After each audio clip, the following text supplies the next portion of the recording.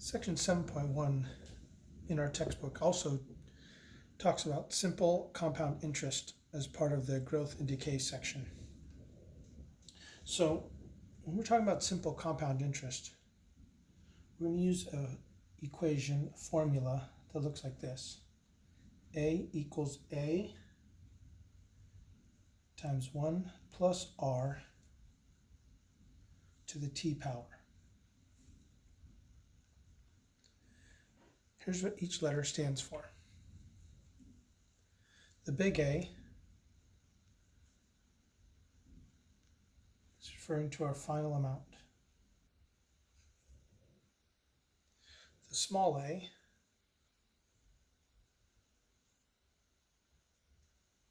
is our initial amount. The R is our rate in decimal form. We will typically be given it as a percentage. We need to change it to a decimal. So remember, we move the decimal point 2 places to the left if it's written in percentage form. T is time. So simple compound interest says we take an amount we start with, and we're going to take that amount and we're going to compound an amount of interest over a period of time. So if we start with $2,000 at 5%, we're going to take that $2,000 and in this simple model, we're going to apply 5% the first year. And then we're going to take that new amount that we get after the first year and we're going to apply another percentage amount to that new amount. And we keep doing that over the period of time that we're looking at. So, for an example, let's start with little a being $4,000. So our initial amount is 4,000. Our rate is 5%. And our time is 4 years. So we simply put this into the equation with 4,000 times 1 plus 0.05, because we've changed 5% to a decimal, and 4 is our exponent. Order of operations, say we're going to do 1.05 to the 4th power first,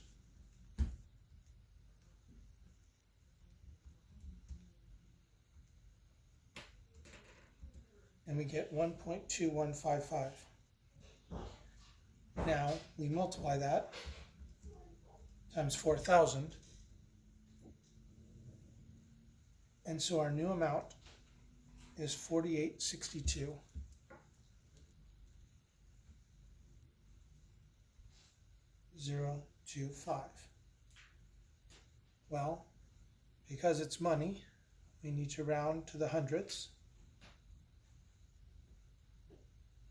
So we have $4,862.03. So in other words, after 4 years, we've taken our $4,000 and we've made $862.03 by compounding that interest.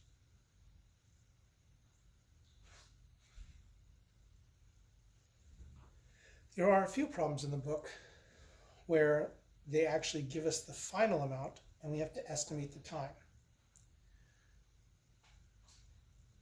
In this case, I want you to guess and check. Plug some values in for time and estimate about how long it will take for you to get that final amount. The importance of looking at those problems is that coming later on in chapter 7, we will look at ways that we can actually calculate the variable, which is our exponent.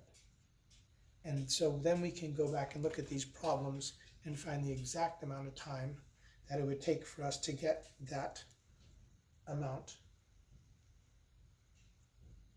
as our final amount, given how much we put in with a certain rate. I want you to appreciate what it takes to have to find that variable. One more concept that we will look at here, we'll be asked to find, is growth or decay rate.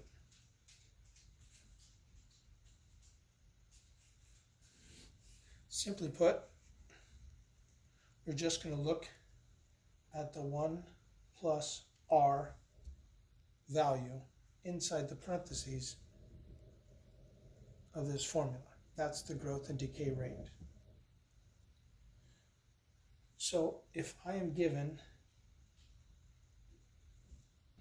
an increase of 85%, that means that we're going to do 1 plus 0.85, and so our growth rate